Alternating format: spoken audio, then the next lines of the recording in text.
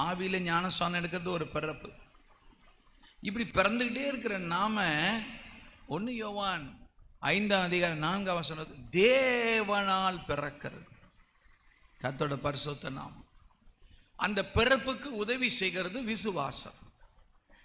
சரி, எதை விசுவாசிக்கிறதுனால் நான் தேவனால் பிறக்குகிறேன்? இயேசுவானவர் தேவனுடைய குமாரன் என்று விசுவாசிக்கிறவனே அன்றி உலகத்தை ஜெயிக்கிறவன் யார்? அருமையானவர்களே, யார் தேவனால் பிறக்கிறான்? தேவனால் பிறப்பதற்கு முக்கியமான ஒரு காரியம் விசுவாசம் தேவை.